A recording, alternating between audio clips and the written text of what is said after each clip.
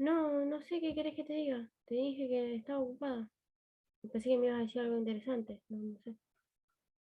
Qué sé yo, capaz que me tenías que decir algo. Bueno, no me alcanza el tiempo para contarte cómo estoy. No importa. En otro momento te digo.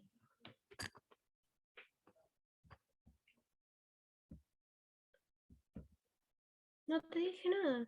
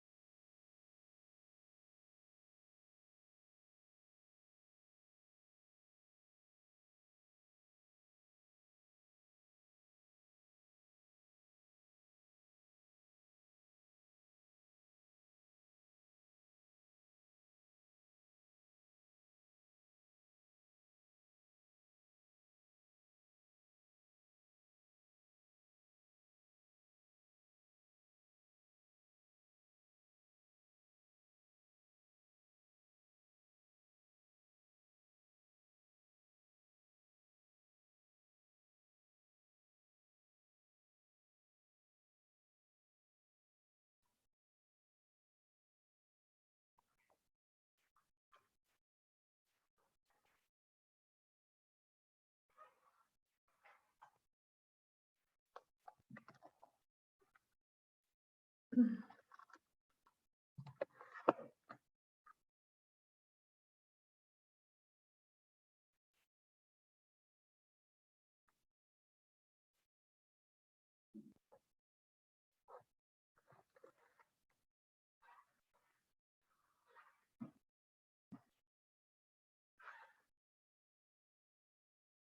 volvieron los fines de semana, ¿eh? No sé qué vamos a hacer con esta lluvia, pero te aviso para que sepan nomás. ¡Vamos! Excelente noticia, amiga del alma, excelente. Buenísimo. Bueno, ni bien nos acompaña el clima, vamos con el disco. Justo ahora está por empezar la clase, pero estaba pensando a ver cómo estaba Silvi, el jardín, más que nada, las plantitas. Igual, gracias a Dios, todavía no hay un viento tan duro.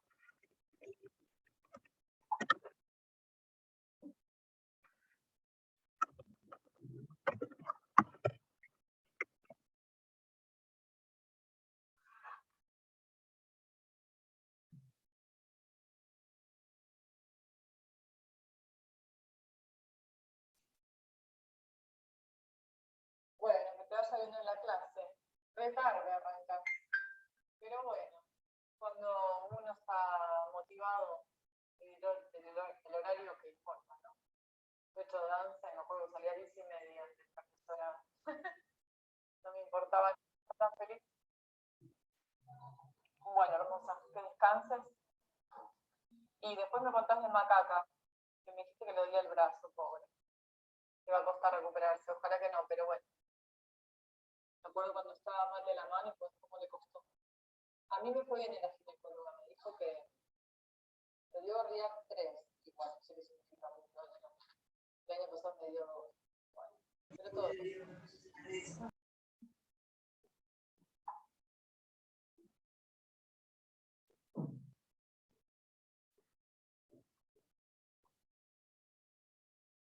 Vea, yo estoy volviendo del cine para casa y digo, está choto, muy ventoso. Aparte de la lluvia, mucho viento.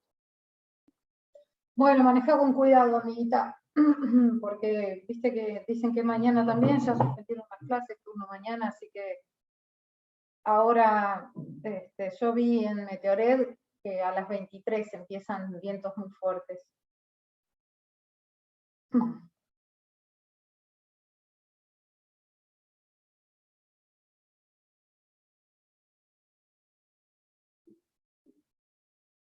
Me ofrecieron, ¿no? Marcos,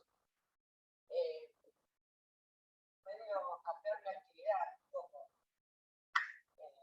ir al cine 2 días por semana, suponete, miércoles y jueves, que son los días que se programa, y seguir con el Franco sábado y domingo, y el resto de los días también, trabajar con la hija del dueño, con la hija de Suñé, que ella se ocupa de lo que es la parte de la organización, de que lleguen las películas a los cines, a cada ciudad, digamos, y que yo me ocupe de la parte de Mar del Plata. Así que, obvio que le dije que sí. Y bueno, el martes tengo un Zoom con la hija del dueño, un par más, que es importante, digamos. Y bueno, supongo que voy a empezar con eso. Él me libera de ir al cine muy viernes, digamos. Así que, nada, como ver, trabajo más de gestión, digamos, de logística. ¡Qué bueno, amiga! Te diría que es un ascenso. ¡Ay, qué bueno, amiga! Espectacular. Sí, perfecto, perfecto. Te felicito, agarra viaje. Nomás. Yo remitida, che. Bueno, buenísimo, amiguita, buenísimo.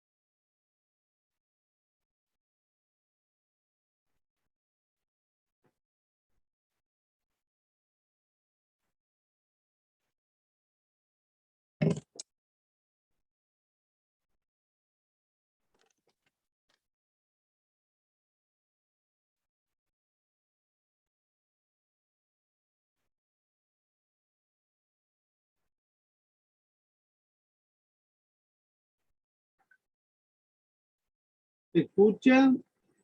Hola, profe, sí se escucha. Ah, bueno, bárbaro.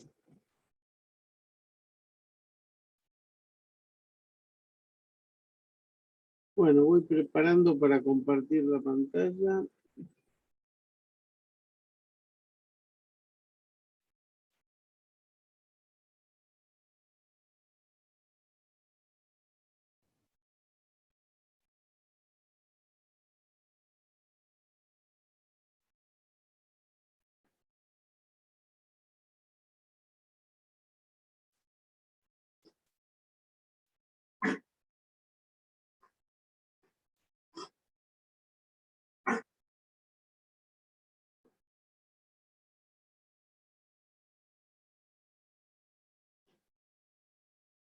Bueno, me veo yo solo en un cuadradito, no veo más a nadie. Habría que apretar algo.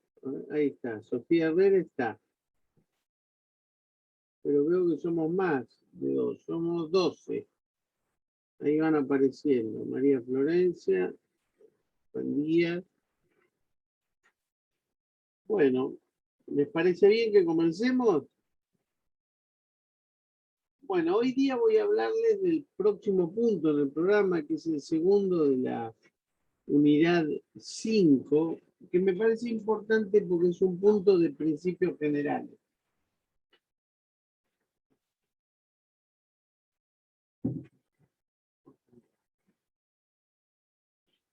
Bien.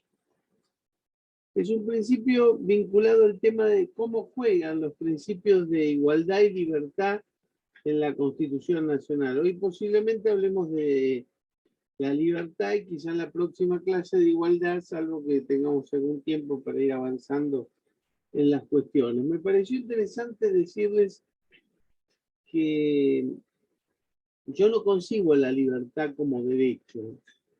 Yo pienso que la libertad es un ámbito en el que los derechos pueden ser posibles. Yo puedo decir, soy libre y por lo tanto ejerzo mis derechos. Es un poco como el mar en que nadan los derechos. La libertad es un contexto en el cual los derechos son posibles o no son posibles.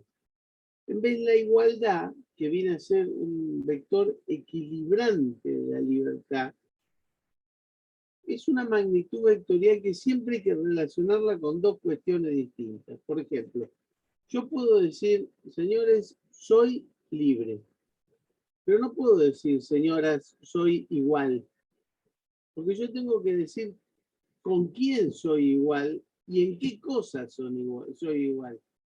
Por eso Vidal dice que la igualdad es un factor que equilibra la libertad.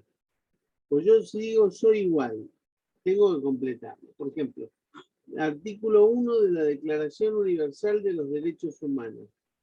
Todos los seres humanos son libres, perfectos, e iguales en dignidad y derechos. Entonces ya tenemos la magnitud vectorial.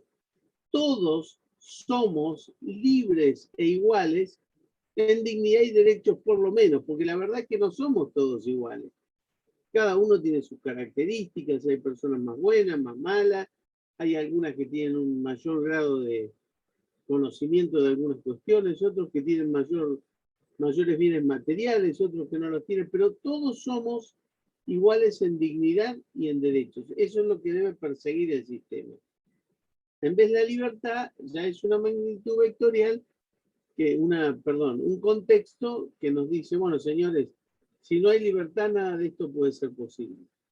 Bien, vamos a ver cuál es el ámbito de la libertad, en qué modo la podemos concebir, ¿no? Y cómo veremos que aún la libertad, que es un bien tan preciado, tampoco es absoluta, porque uno nunca es totalmente libre ni totalmente oprimido, sino que uno tiene niveles. Miguel Ángel Meján decía siempre que la democracia presenta luchas entre la libertad y el poder, porque a mayor libertad tenemos una anarquía. Si somos todos libres y hacemos lo que queremos, seguramente la sociedad va a ser anárquica. Pero si el poder todo nos impone, va a ser una sociedad autoritaria. Entonces, en los términos medios es donde vemos cuáles son las democracias más potables o menos potables.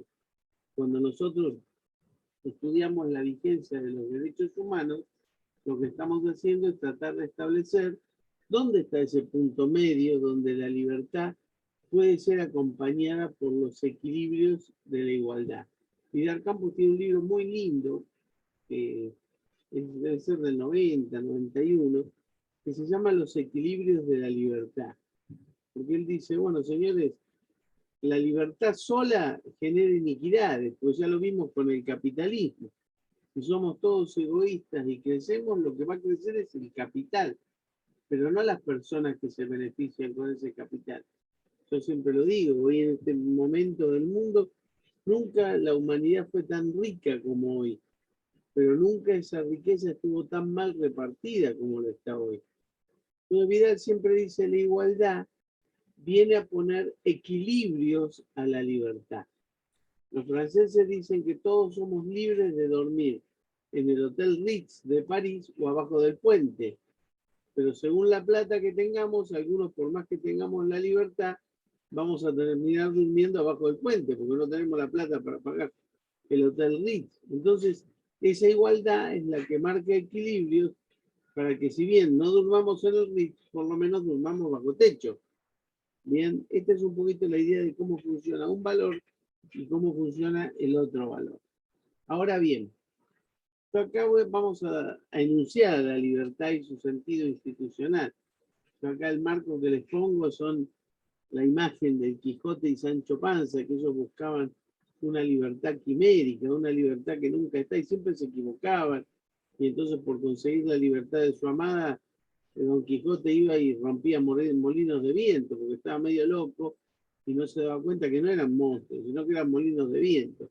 Entonces, bueno, hay que enunciar la libertad y cuál es el sentido institucional para no caer en los errores que caen aquellos que equivocan el camino cuando tratan de buscar los rumbos de la libertad. La libertad siempre se entendió en dos formas, la forma negativa y la forma positiva. Los autores dicen que la libertad negativa es una situación en la cual una persona está habilitada para obrar o no obrar, sin ser obligado a ello o que se lo impidan otras personas. O sea, yo soy libre porque puedo hacer tal o cual cosa. Los romanos decían que la libertad es un ámbito que tiene la persona siempre que el derecho o la fuerza no le prohíban hacer determinada cuestión. O sea, porque uno puede ser libre en un Estado democrático si la ley no le impone otra cosa. Uno puede ser libre en un Estado no democrático si la fuerza no le impone otra cosa. Pero a veces la ley es una ley absurda, inconstitucional, por eso los sistemas tienen que ver hasta qué punto las limitaciones en la libertad son razonables. Y todo esto lo vemos cotidianamente. Tuvimos nosotros algunos flagelos terribles. Primero, después del estallido de las Torres Gemelas, vino el flagelo del terrorismo. Entonces, subidos a ese caballo quimérico, los estados decían, acá hay terroristas, entonces eran realidades imaginarias frente a las cuales uno avanzaba y no había ningún límite por lo terrible que era el terrorismo. Entonces, el dolor, la pena, la maledicencia de aquellos que quieren inmolarse o destruir sin razón o con algún sentido que nosotros no alcanzamos a entender, no puede ser resuelto de la misma manera, con el mismo sentido y con la misma inmolación en contrario. Entonces, la libertad negativa es todo eso que nosotros podemos hacer cuando la ley no nos impone otra cosa.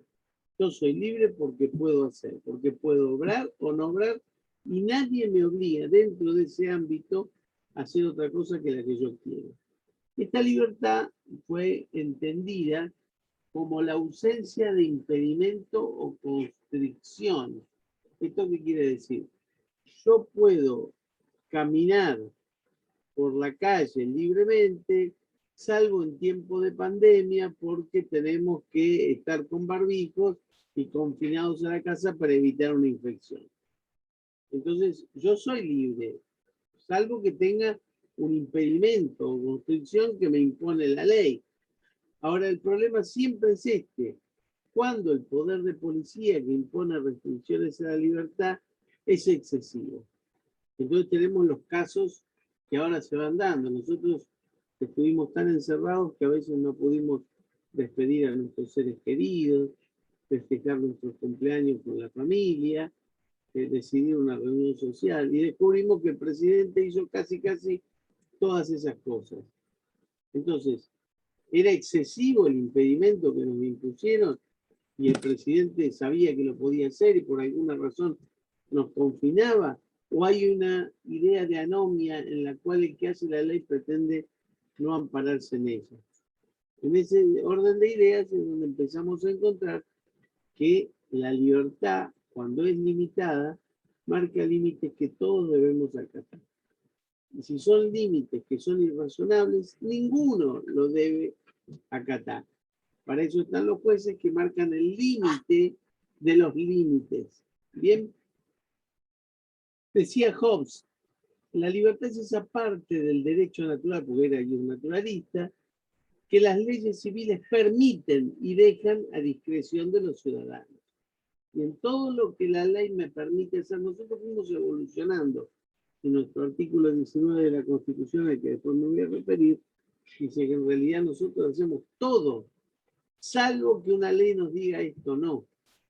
Hobbes decía, la libertad es lo que las leyes me permiten. Yo diría es lo que las leyes no me prohíben. Bien. Estamos aquí hablando de lo permitido o lo no prohibido por la ley, porque el Estado de Derecho no admite prohibiciones o limitaciones que no provengan de la ley del Estado.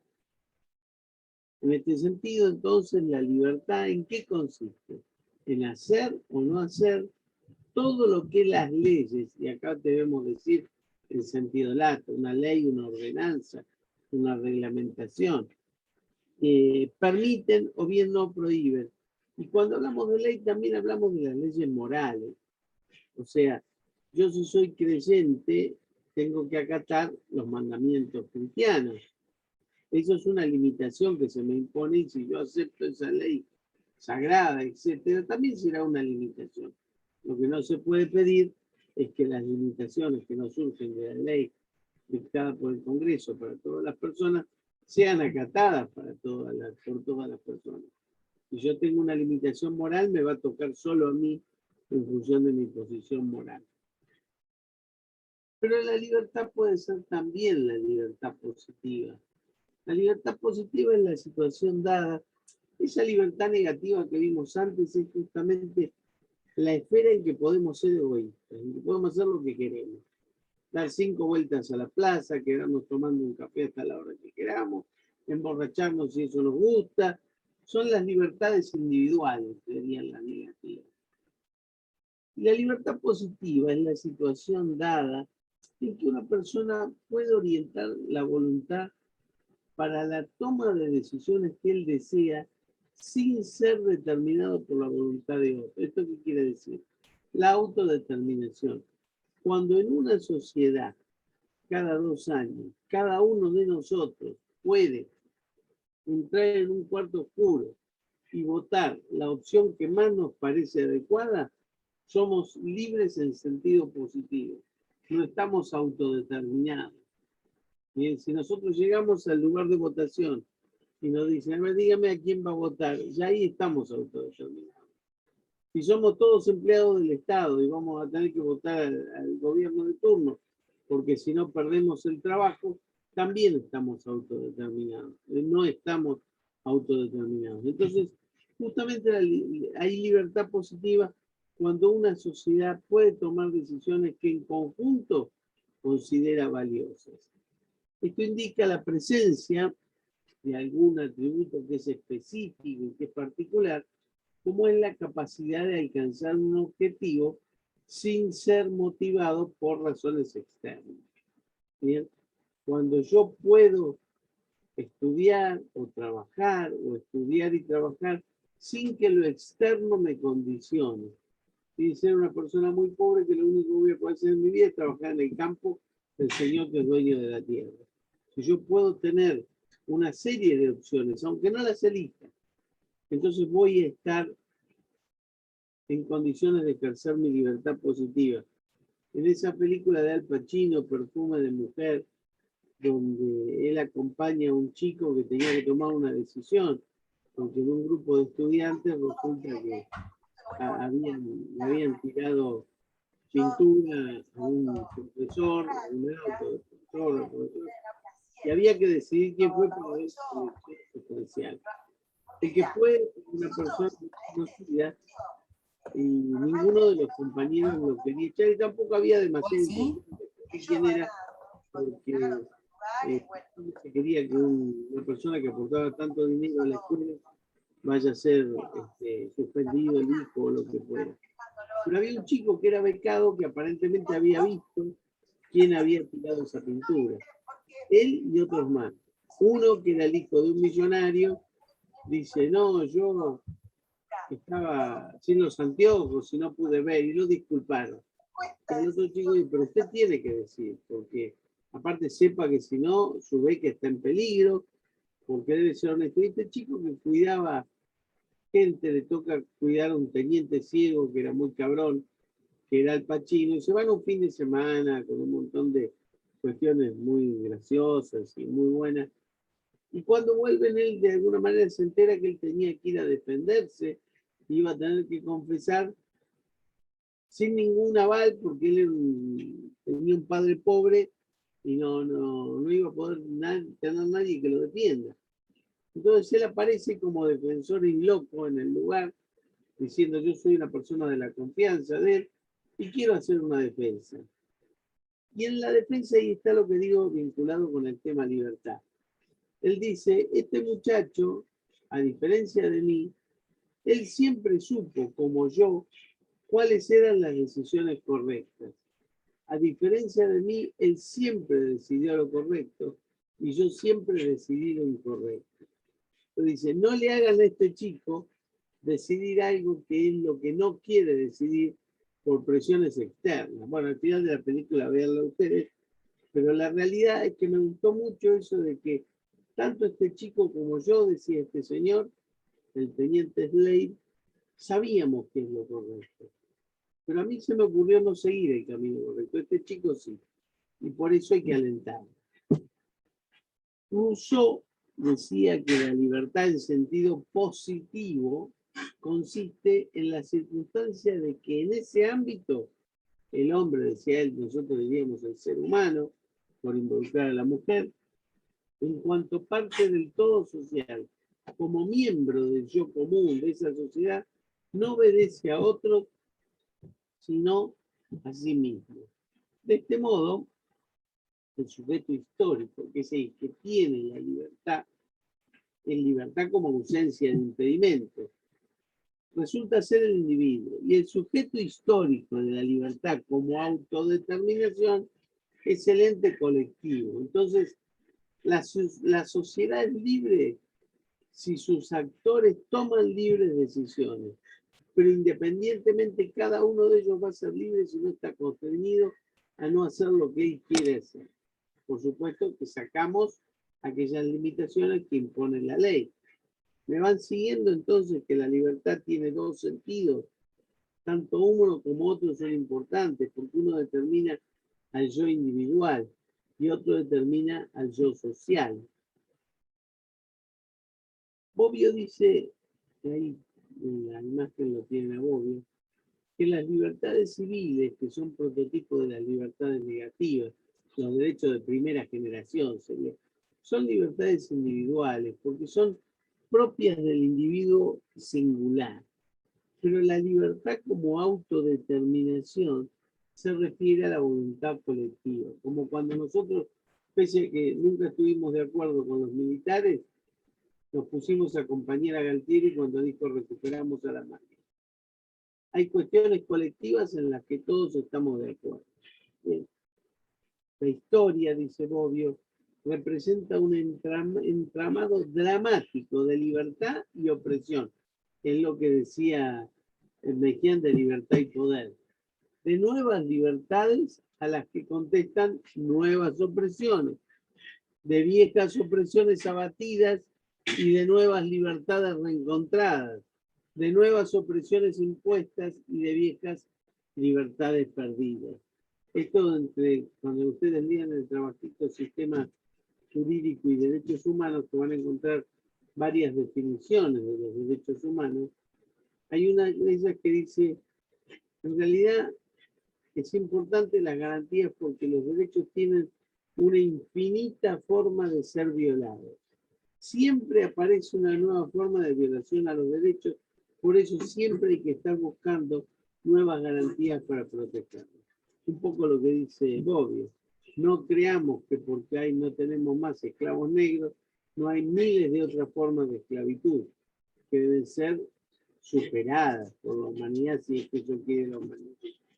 Bien, en el sistema constitucional, entonces la libertad es situada, y esto le digo, no como un derecho, sino como un contexto básico en el que le es posible al individuo o al grupo de individuos clamar por derechos, exigir sus garantías y también al Estado imponer las obligaciones en tanto estén legalmente instauradas. O sea, una libertad democrática es una libertad con ciertas limitaciones para que todos la podamos ejercer. Bien. Bueno, vamos a ver entonces la libertad como protagonista del sistema constitucional. Basta de poder. Bueno, me parece que les agarró un ataque de juventud a las perras. Voy a tener que echar. Esperen un segundito. Venga.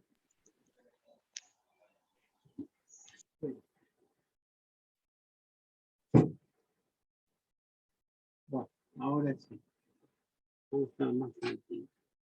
Dijimos que la libertad es entonces un protagonista esencial del sistema constitucional en el que trabajamos y del sistema de derechos humanos que pretendemos revitalizar. Padilla define la libertad como el poder atribuido a los seres humanos para emplear libremente sus dotes morales, intelectuales y físicas con el objeto de decidir las acciones u omisiones que le permitan satisfacer las aspiraciones y necesidades propias, cualquiera sea su índole. Como decía en ley, libertad es saber los caminos y poder encaminarlos.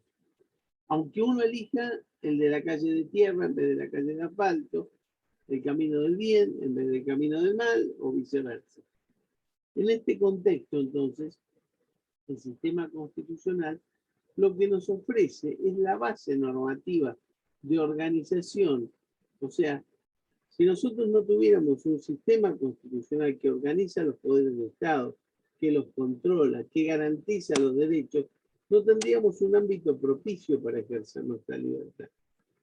Como de nada sirve que yo tenga mi derecho de ejercer la libertad para conducir un auto si no hay semáforos y vamos a chocar en todas las esquinas y vamos a tener una pelea en cada choque.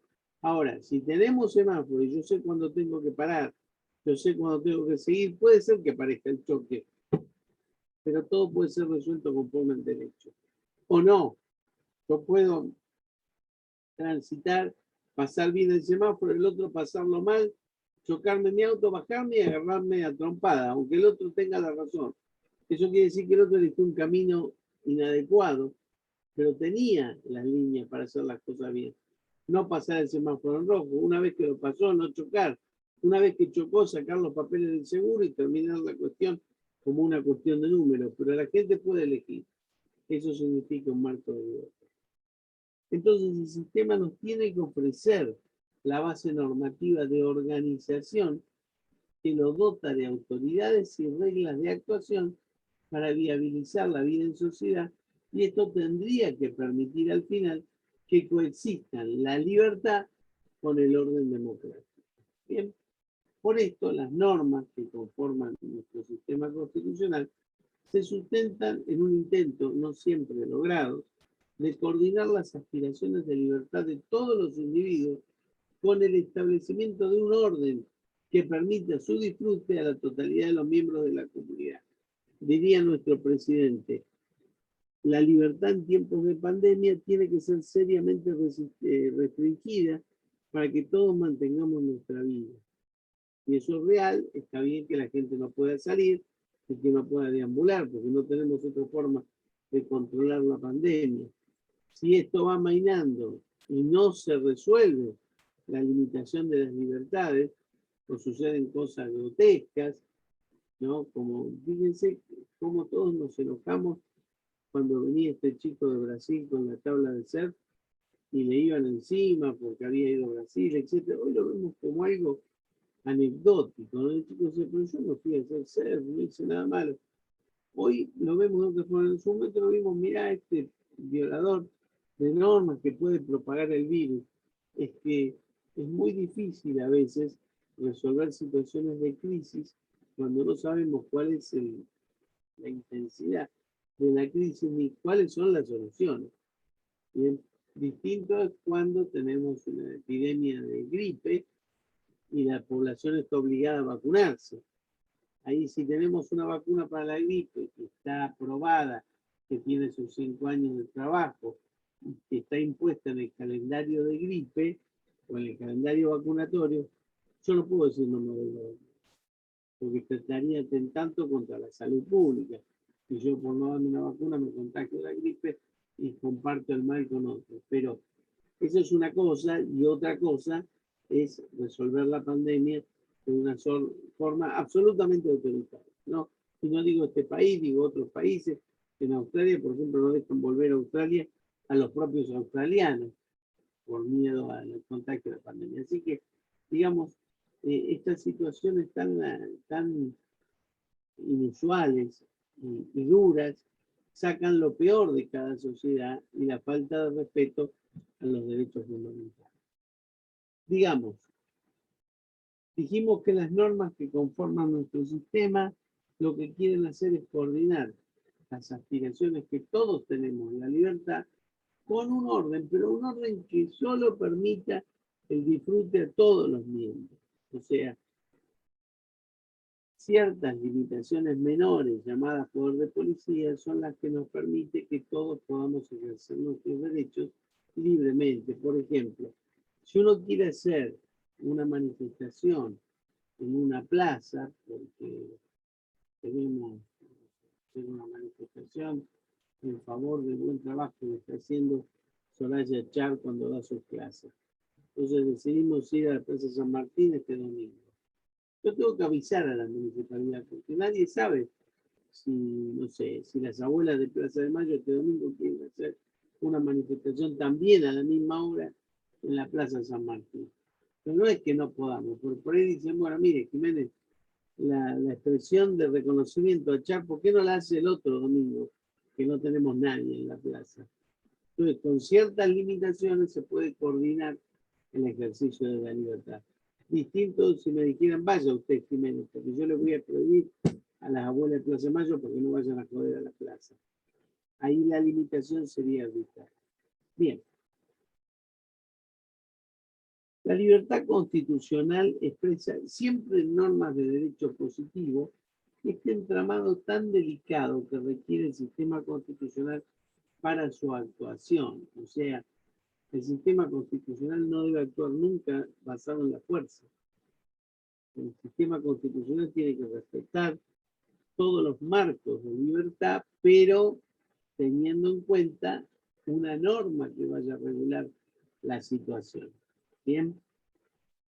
La Constitución argentina entonces expresa en el preámbulo una promesa que tiene por base la libertad, porque dice asegurar los beneficios de la libertad. Eso quiere el constituyente. Yo siempre les digo, el preámbulo no es parte de la Constitución y nadie puede usar el preámbulo para generar un derecho. Los derechos no nacen del preámbulo, nacen de los artículos, pero yo con el preámbulo puedo enfatizar un artículo. Si el artículo 15 dice en la Argentina no hay esclavos, bueno, tiene sentido que en el preámbulo digamos hay que asegurar los beneficios de la libertad, porque tengo un artículo que dice que no hay esclavos. Entonces, ¿para qué sirve el preámbulo? Para saber qué quiso decir o qué quiso hacer el constituyente y para afianzar derechos que ya establecieron la norma. Lo que nunca podríamos hacer es decir, este derecho nace del preámbulo.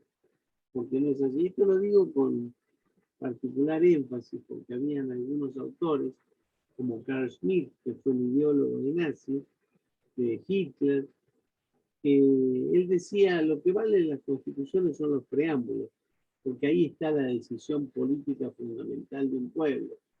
Entonces, los que somos un poco más democráticos que eso, decimos, ojo con las expresiones que no están reguladas en normas concretas. Bien. Vamos a ver. Entonces dijimos los beneficios de la libertad, pero además también habla de la libertad cuando prohíbe ciertas conductas que tienden a la concentración del poder. El artículo 29, que prohíbe conceder facultades extraordinarias o la suma del poder público. O sea, darle a un presidente el poder legislativo y también el legislativo y el judicial. Eso es un recuerdo de lo que había pasado. Esas son las famosas normas de corte histórico que tiene nuestra Constitución, que reflejan lo que había pasado con Rosas, que hizo un muy buen gobierno, pero después del 29, él se fue a su casa y le dijeron, venga, que queremos que sea gobernador. Entonces él mandó a sus mazorcas, dice la crónica, a hacer libre revuelo en la ciudad de Buenos Aires, para que la gente se asustara un poco. Entonces él dijo, yo vuelvo, pero si me dan facultades extraordinarias y la suma del poder público. O sea, él podía no solo administrar la provincia, sino legislar e impartir justicia.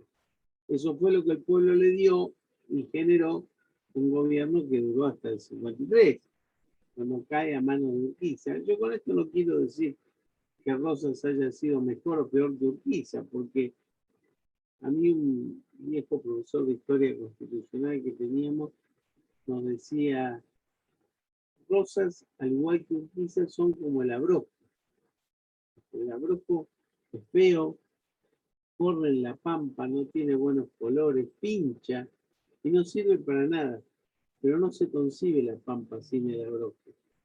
Con esto digo, Rosas y Urquiza son los líderes autoritarios que la historia nos ofreció en el contexto. Así como Rosas le decía al gobernador Ferré, desengáñese, señor Ferré, no hay que hacer una constitución. Urquiza le impuso la fuerza.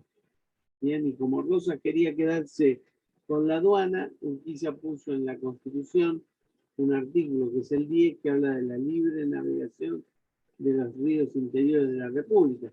¿Por qué quería Urquiza ese artículo? Porque hay que dar Entre Ríos, quería la libre navegación de los ríos por el acuerdo que hizo con los ingleses para llevar los productos de Argentina al Río de la Plata y sacarlos lo más rápido posible. Ustedes imagínense que alguno de ustedes pretende ir a Europa en barquito, en un velero, hermoso, pasa la cruza del Atlántico, lo hace muy bien, aprovecha las corrientes, y no tiene más que unas pocas lluvias. Y cuando llega a Inglaterra, dice, quiero navegar el Támesis. ¿Ustedes creen que los ingleses van a dejar navegar libremente por el Támesis? No bien entra, le van a pedir un montón de cosas y le van a decir cuántos días puede navegar, si puede navegar, para qué viene a navegar, qué es lo que va a hacer. Ningún Estado permite que los extranjeros naveguen libremente sus ríos, salvo nosotros. Entonces digo, Rosas Urquiza, más o menos lo mismo. El artículo 29 recordó lo mal que hicimos al darle a Rosas esas facultades. Pero también hicimos otras cosas malas. Fíjense que el 29 pretendió que un gobernante se transforme en tirano, pero no tuvo la... A ver, uno a veces tiene esa posibilidad de predecir el futuro, pero no pudo predecir que lo habitual no iba a ser que le concedamos facultades a otros, sino que se las tomen por sí, que den un golpe de Estado, porque se reguló que nosotros permitamos que una persona se transforme en dictador, pero no se reguló qué pasaba si alguno se tomaba el poder de preso. Por eso tuvimos golpes de Estado en el 30, en el 43, en el 55, en el 62, en el 66 y después en el 76. Hace 50 años la Argentina vivió sin instituciones y algunos de los resultados los tenemos hoy a la vista, ¿no? Con candidatos que proponen banalidades increíbles, que no hay una propuesta en serio y que estamos sufriendo una navegación en el olvido, que le puedo llamar.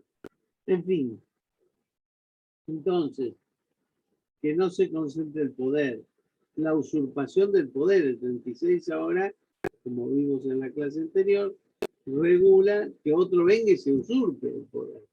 Y fundamentalmente hay una estructura muy importante, que es el artículo 19, que tiene los principios de legalidad y reserva. El principio de reserva que trajimos del derecho francés, que dice que las acciones privadas de los seres humanos, que en ningún modo ofenden al orden y a la moral pública, solo quedan en la custodia del Dios de cada uno y no pueden ser, digamos, atacados por la autoridad pública. ¿Bien? Esto quiere decir que nosotros tenemos un grado de intimidad interno, que es lo que pensamos, nadie puede condenarnos por un pensamiento, y también hay un fuero de intimidad externo, como lo dijo Petrarchi en el caso Basterrica, que es cuando expresamos algunas cuestiones, pero aún así queda en nuestro ser íntimo. Cuando yo digo de qué partido político soy, o cuando expreso que me percibo hombre, mujer, o transexual, o lo que fuera, o cuando camino por la calle desalineado, o cuando, en fin, tomo decisiones que no ofenden ni al orden, ni a la moral pública, ni perjudican a un tercero. Mira Campos, cuando trata de establecer cuál es ese límite, él dice, bueno, muchachos, tenemos que saber que la democracia admite ciertas molestias que deben ser toleradas. Cuando la molestia se transforma en una ofensa, ahí entra a valer la ley.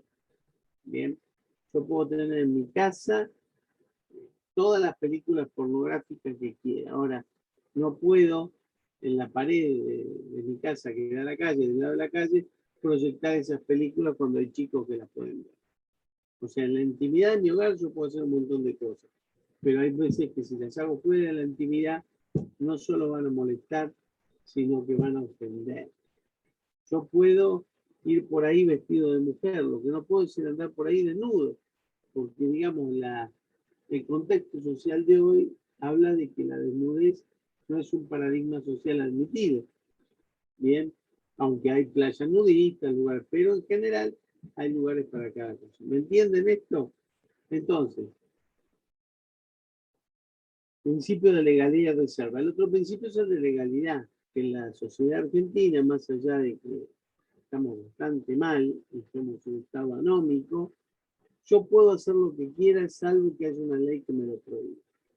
Esa es la regla, en vez para las personas jurídicas, toda persona jurídica hace solamente lo que dice su estatuto.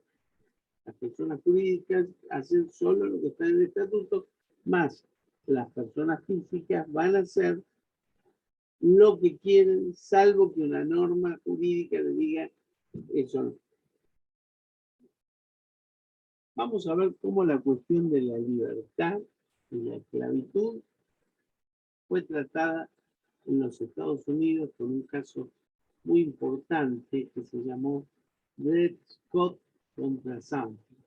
Ustedes saben que en realidad la cuestión de la esclavitud aún hoy no está resuelta en Estados Unidos. Después de ese caso de Scott del año 1800, 1952. Después tuvo el asesinato de Luther King, después tuvo el caso de Iguales pero Diferentes, con los buses escolares para negros y blancos, escuelas para negros y blancos, y hoy mismo Estados Unidos es una nación claramente racista que socialmente no ha podido solucionar este problema. Al punto, el problema era tan grave que los americanos, en su propia constitución, regularon cuál era el aforo que había que permitir para entrar un esclavo al país. Bien, esto, fíjense, tiene toda una historia graciosa que está vinculada al gobernar Escobar de Alberdi, porque yo les cuento que al momento de hacerse la Constitución argentina, no había ejemplares de la Constitución Constitución norteamericana traducidos. Había muy pocos que sabían inglés.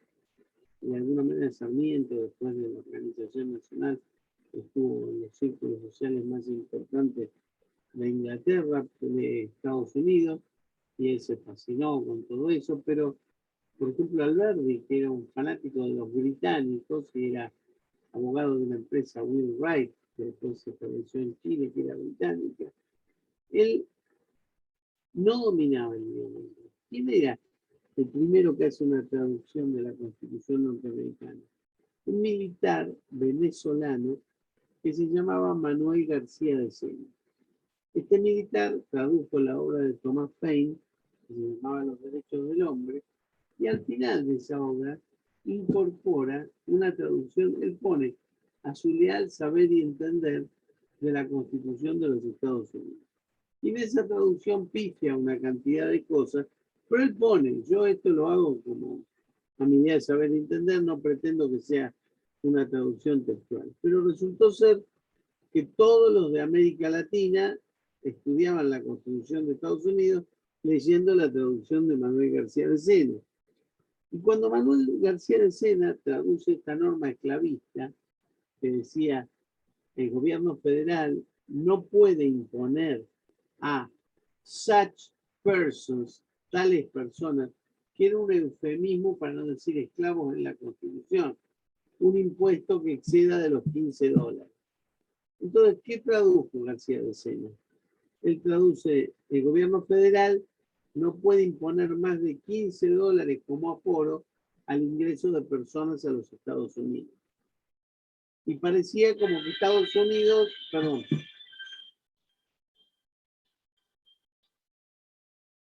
¿La? Llámame en un rato que estoy en clase, mami. Bueno. Entonces, García de Sena entendió que los Estados Unidos podían poner un aforo al ingreso de personas. Alberdi, cuando lee este artículo, y él piensa en su gobernar es poblar, porque él quería traer extranjeros a la Argentina, que de hecho vinieron, no los que él quería, pero vinieron. Entonces hay un artículo que es el 25, que es la adaptación de Alberdi de esa norma norteamericana, que él dice, ¿cómo le vamos a cobrar un aforo a las personas? No les podemos poner ningún impuesto a las personas que vengan a la Argentina a labrar la tierra. ¿Alguno tiene la Constitución por ahí a mano? Yo lo tengo. Bueno, ¿por qué no lees el artículo 25, por favor? Dice, el gobierno federal fomentará la inmigración europea y no podrá restringir, limitar ni gravar con impuesto alguno la entrada en el territorio argentino de los extranjeros que traigan por objeto labrar la tierra, mejorar la industria e introducir y enseñar las ciencias y las artes. Bueno, fíjense cómo de lo que tradujo uno que sabía poco inglés, a lo que leyó otro que no sabía nada de inglés, se transformó una norma que era claramente esclavista para cobrar por esclavo, en una que dice no se puede cobrar a nadie si viene a trabajar por el país. Bueno, esto para que vean cómo a veces son las confusiones, cuando uno no, yo no puedo ponerme en la cabeza de Alberdi que en ese momento era muy difícil viajar a los Estados Unidos, muy difícil manejar certeramente el idioma inglés, y fue un mal que no fue de él, sino de muchos latinoamericanos que no conocían la Constitución norteamericana. Inclusive, Alberdi llega a decir que no tenemos que usar como modelo la Constitución de los Estados Unidos. Tenemos que usar como modelo la Constitución de California, porque desde que hicieron su Constitución, California ha progresado y es el estado más poderoso de los Estados Unidos. Y tenía razón. Ahora, la Constitución no había tenido nada que ver con eso. Fíjense que en la década de 1800 a 1900 fue la década donde en California se descubrió el oro y el petróleo, y donde iban los pistoleros a buscar petróleo, a buscar oro, que abrían los libros y había un revólver adentro, que era la ley del más fuerte. Todas las películas del lejano oeste reflejan esa situación. Entonces California no había crecido por la constitución que tenía. Había crecido porque entre tiros y patadas habían podido extraer petróleo y descubrir minas de oro. Pero eso da nota de que a veces uno está desdibujado cuando le echan la culpa a los constituyentes del 94 de algunos errores que de hecho los cometieron, no hay que santificar a nadie, digamos, todos cometemos errores, lo que hay que tratar es de entender los contextos. Entonces, ¿qué es esto de la esclavitud? Esto implica considerar que determinada clase de personas, por ejemplo, los chinos, los negros, los mexicanos o los latinoamericanos, es considerada por la ley inferior a otras personas que también integran la sociedad, por razón de raza, color o anterior condición de servidumbre. Fíjense lo que pasaba en América Latina. Ustedes saben que los españoles utilizaron el tema de la evangelización para ir sobre América Latina. El Papa dijo, bueno, hay una misión evangelizadora, hay que transformarlos al catolicismo y por eso se justifica el ingreso de los españoles para en realidad convertir a los indios, no para llevarse el oro, la plata y todo lo que había en América Latina. Pero, ¿cómo justificaron eso? Ellos dijeron, una cosa es en el África con los esclavos, porque los esclavos nunca conocieron a Dios y no se los puede evangelizar, porque nunca creyeron. En vez los americanos creyeron y lo olvidaron. ¿Por qué es eso?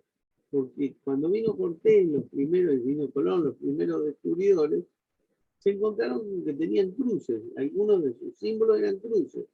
Entonces de ahí dedujeron que en algún momento fueron católicos. Por eso a los indios en América Latina había que tratarlos un poco mejor y convertirlos al catolicismo. En tanto, a los negros de África se los podía tratar como cosas porque eran como perritos, ellos nunca habían entrado en el orden de Dios. Bueno, estos eran los argumentos para justificar la superioridad o de una raza o de una religión, etc. Claro, la Constitución estadounidense de 1787 se dicta en momentos en que la sociedad norteamericana convivía con la cuestión de la esclavitud. Todos los estados del sur eran esclavistas y los estados del norte no. Bien, esto no fue resuelto por los convencionales porque lo que han dicho es el tiempo seguro que lo va a licuar. Cualquier cosa que digamos ahora va a generar una guerra civil, así que dejemos el tema de la esclavitud. ¿Por qué? Porque en el sur había muchos terratenientes esclavistas que en realidad se les cortaba un negocio con la eliminación de la esclavitud. Fíjense otra cosa, qué paradójico, ¿no? Muchos estadounidenses trataban muy bien a los esclavos y les consumían mucho de su dinero, porque el amo de un esclavo le tenía que dar vivienda, educación, alimentación, etcétera, etcétera. Lo tenía que tratar bien. Es más, vamos a ver un fallo que fue terrible, que dictó muy buen juez que él tenía esclavos. Dice, yo no los quiero manumitir, o sea, liberarlos, porque si lo libero sería un desastre, porque está acostumbrado a su amo. Había una concepción de que el esclavo tenía que ser tratado como tal. Bien, entonces los convencionales dijeron, bueno, el tiempo va a licuar esta cuestión porque está opuesta al principio republicano de gobierno y a lo que es la democracia constitucional. Pero en realidad esta cuestión generó divisiones muy fuertes que terminaron en lo que se llamó la Guerra de Secesión, generada en los inicios por un fallo de la Corte que fue Dred Scott contra Sanford, por un juez que se llamó Taney, que fue un juez de la Corte norteamericana brillante, que ahí se mandó una de las macanas más grandes de la historia.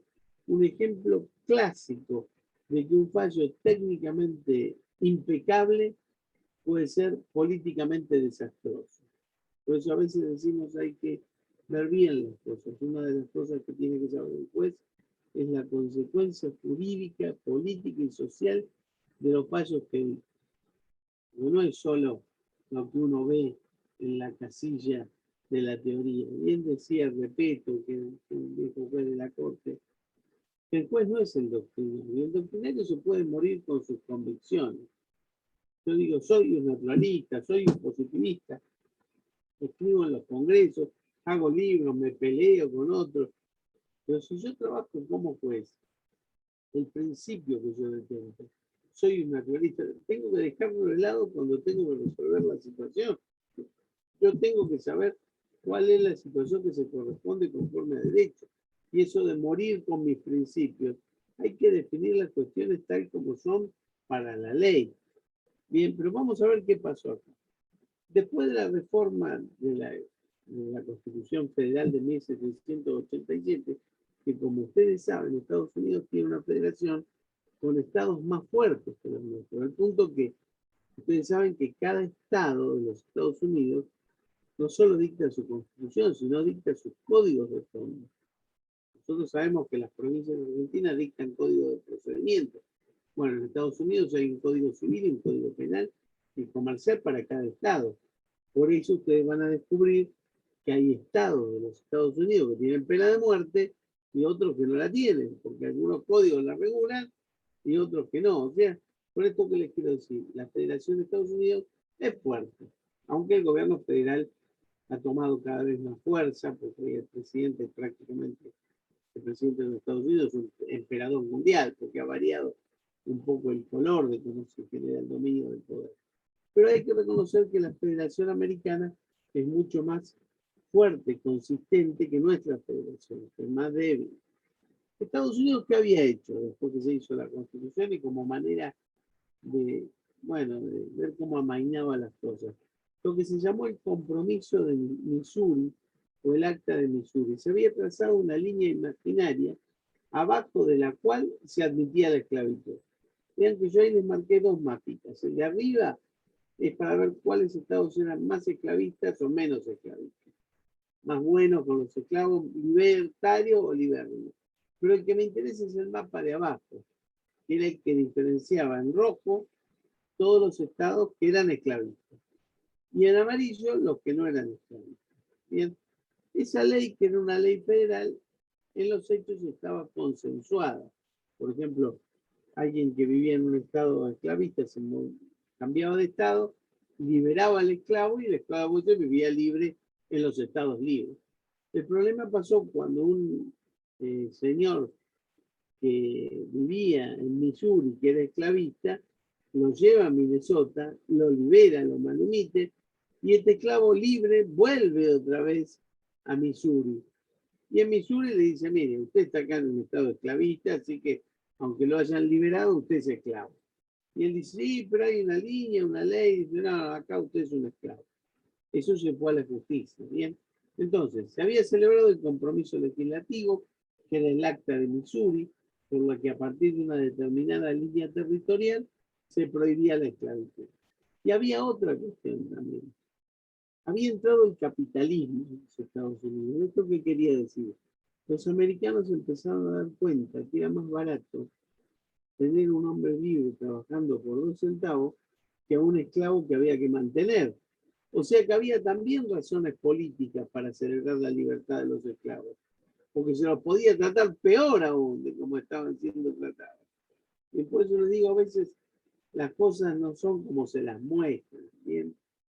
Dred Scott era un esclavo y su amo lo llevó al estado de Minnesota, donde lo manumitió. Esto quiere decir, lo liberó con la mano, lo nombro hombre libre. Se va a un juez del lugar, a un juez de paz, se hace un acta y con el papel ese esclavo podía andar por Estados Unidos como un hombre libre. Pero este esclavo vuelve a Missouri. ¿Por qué vuelve? Porque su familia estaba en Missouri. Y era un estado esclavista. Y alega, cuando se lo quiere tratar nuevamente como esclavo, que ya detentaba condición de hombre libre. Entonces la familia de Sanford dice, no, este muchacho es mi esclavo y se terminó. Quedó el caso a la corte. Hubo varios casos, hasta en la corte estatal, donde se dijo, es libre, este hombre es libre. Pero como finalmente lo habían liberado en un estado y lo volvieron a ser esclavo en otro estado, había 2 estados en pugna, la cuestión es federal y llega a la Corte norteamericana. Entonces la Corte tenía que decidir si estaba bien manumitido o si esa ley del compromiso de Missouri era inconstitucional por alguna razón. Cuando llega a la Corte declara nulo el compromiso de Missouri, porque dice una ley federal no se puede anteponer a las leyes de los estados americanos. Cada estado puede hacer su ley de esclavitud y no puede haber una ley federal que determine que un Estado va a tener inválida su ley que declaró esclavitud. O sea, los estados al norte pueden hacer lo que quieran, pero si este muchacho vuelve al sur, vuelve a ser esclavo porque esta ley del sur determina que el tipo era esclavo. O sea, hacer una norma federal que haga una línea de separación es inconstitucional, dice Taney. Esto invade las competencias estatales. Técnicamente tenía razón. La ley federal no podía alterar las competencias estatales. Fíjense, ¿qué pasó acá en Buenos Aires? Cuando el presidente Fernández quiso hacer una norma federal que no permitía abrir las escuelas de Ciudad de Buenos Aires, el intendente dijo, yo tengo potestades para regular el tema de la educación en Ciudad de Buenos Aires. Llegó a la Corte y la Corte dijo, tiene razón, no me digas la reta. Salvo que haga una justificación tremenda el presidente, que debido a muerte, que diga en este momento hay que limitar, la potestad es del Estado provincial o de la Ciudad de Buenos Aires. Es lo mismo que dijo Taney. Esta ley no puede invadir la esfera de competencia de un Estado. Lo que no se dio cuenta, o se dio cuenta, nadie lo va a saber, es que eso generó la guerra de secesión. Se entraron a pelear los del norte contra los del sur. Uno dice por la... Acá tienen la fotito del cuadro. El juez Taney, que fue un gran juez, pero con eso se cayó todo su prestigio. Según Roberto Repetto, la doctrina del caso de Dred Scott es la siguiente. Primero, Dred Scott es esclavo según las leyes del estado de Missouri, donde ahora reside, y estas fijan su condición actual, aunque en un momento tuviera un domicilio en un territorio libre y lo hubieran liberado allá. Por eso, si es esclavo, no es ciudadano. Si es ciudadano, no es ciudadano, es una cosa como esclavo. Y está incapacitado para actuar en justicia federal. Le dijeron, usted como esclavo es una cosa, lo mismo que una vaca haga una demanda, más o menos. El fallo declara también la inconstitucionalidad de la línea divisoria, lo que implicó en los hechos instaurar la esclavitud para todo el país. ¿Bien? Este fallo de 1857, factura de Taney, era de una impecable argumentación jurídica, pero tuvo una incomprensible miopía jurídica. Generó una guerra terrible en los Estados Unidos. ¿Pero entienden las razones que dio Taney? Taney dice, si él era esclavo en un estado, aunque se hubiera movido a otro estado y después volvió a ese estado, sigue siendo esclavo. Si es esclavo es cosa, y una cosa no puede someter nada a juicio. Una cosa es de la propiedad de su amo. Y además, esta ley que estableció dos zonas, una esclavista y otra no esclavista, es inconstitucional. Ninguna ley le puede imponer a un Estado variar su condición respecto de sus esclavos. Esto generó la terrible guerra de secesión que ganan los del norte y se abole la esclavitud. Claro, con la esclavitud abolida uno pensará los esclavos, los negros eran bien tratados. No, generalmente se había establecido una política de iguales pero diferentes. Tanto los negros como blancos pueden ir a la escuela, pero va a haber escuelas para negros y escuelas para blancos. Claramente la escuela para negros era más deficitaria. Entonces se hizo el famoso caso de las escuelas, en donde se decidió que iguales pero iguales. Los negros y blancos deben convivir en las mismas escuelas, pero esa convivencia era terrible, le valió la muerte a Martin Luther King y recientemente los episodios que suceden. La sociedad, sobre todo del centro de los Estados Unidos, es claramente fascista y realmente si uno no es blanco la pasa muy mal. Y lo peor es que cada vez hay menos blancos de esas características, porque, por ejemplo, el primer idioma que se habla en Estados Unidos hoy es el español. La población latina es casi tan importante como la población americana. Todos los americanos hablan Spanglish, o sea, un inglés que está con palabras españolas. Ustedes lo verán los chicos que hoy rapean, trapean o lo que fuera en Estados Unidos. Es así de simple. La simbiosis se da, pero se sigue cuestionando con un alto interés racista.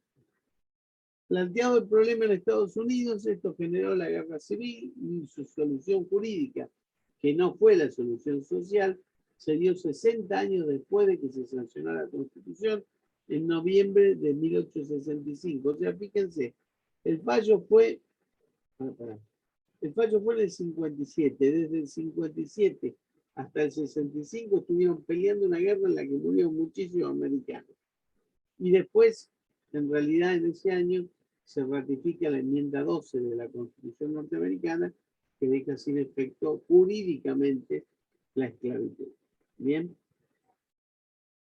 ¿Cuál es la problemática de esta cuestión, o por lo menos cómo esta cuestión se desarrolló en Argentina? Nosotros tenemos un artículo 15 que dice que en la nación argentina no hay esclavos. Los pocos que quedan libres con el solo hecho de pisar el suelo argentino. Y después dice, la República Argentina establecerá una indemnización que fuera necesaria porque se escapaban muchos esclavos de Brasil y venían a la Argentina para quedar libres, como el caso de Dred Scott. ¿No? Pero lo que se reguló es que el gobierno iba a hacer una ley para establecer las indemnizaciones. Esto tiene que ver con un acuerdo que hizo Urquiza con el presidente, con el rey, que en Brasil, para generar esa devolución de esclavos. Vamos a ver qué pasó. Los dos primeros párrafos fueron de 1853, pero en 1860 se agregó esto de la ley de indemnización. El agregado de 60, acá le pongo, se debió al tratado que en el 57 Urquiza firmó con Brasil y por el que se comprometía a extraditar al imperio a los esclavos fugitivos que ingresaran a la Argentina. Otro momento, que fue el de la Constitución derogada de 1949, se puso una norma que dice que el Estado no reconoce la libertad para atentar contra la libertad. O sea, el 49 tenía una norma específica que condenaba la esclavitud y toda trata de personas. Abrogada esta reforma, llegamos hasta la reforma del 94, que le dio jerarquía constitucional a muchas normas de derechos humanos, entre otras, la Convención Americana, el Pacto de San José, que el 6.1 dice que nadie puede ser sometido a esclavitud y servidumbre. O sea, como les dije en las clases anteriores, estos instrumentos acompañan a la Constitución y la renuevan.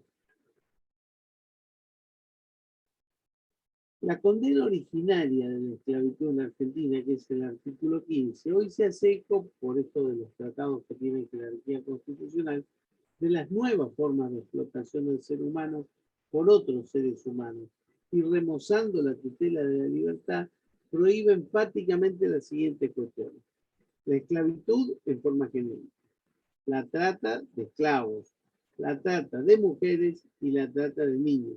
Máxime cuando tenemos la Convención de Eliminación de toda forma de discriminación contra la mujer y la Convención de los Derechos del Niño, que tienen todas jerarquía constitucional. Bien. ¿Cuál es el otro problema que encontramos?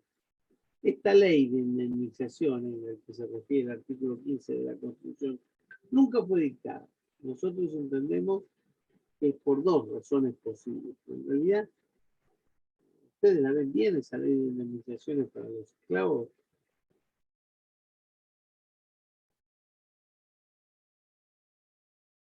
¿Cómo la ven? ¿Les parece bien una ley de indemnización cuando se escapaba un esclavo fugitivo de Brasil? Yo sí, yo los indemnizaría. ¿Pero al esclavo o al dueño del esclavo? ¿Cómo? ¿Al esclavo o al dueño del esclavo la El indemnización? dueño del esclavo, el tipo se le escapó el esclavo en Brasil y se pasó al No, Chaco. no, Y en ese momento se consideraba una propiedad. Claro, pero ¿por qué? La ley nunca se dicta por dos razones. Primero, la perspectiva de que jamás hubo noticia de pedido de resarcimiento. Nadie hizo ningún reclamo. La libertad de esclavo todavía existente a 1853. Y el otro hecho es que de haberse sancionado la ley, se reconocería que es posible cotizar el dinero en la libertad de una persona. Indirectamente, legitimar el derecho de propiedad sobre los esclavos. Circunstancia que contradice la afiliación humanista de nuestra Constitución. Entonces, ¿qué hicimos nosotros? Bien argentinos. Llamamos a los jugadores ingleses para jugar contra los brasileños y cuando no los dejaron jugar le echamos la culpa a Brasil. Y en ese momento dijimos, somos humanistas, no vamos a cotizar. pero vamos a hacer una norma en la Constitución que dice el Congreso tendrá que hacer una ley. Pero nunca la vamos a hacer porque nosotros no queremos ser violadores de los derechos de los esclavos. O sea, nada claro, nada claro.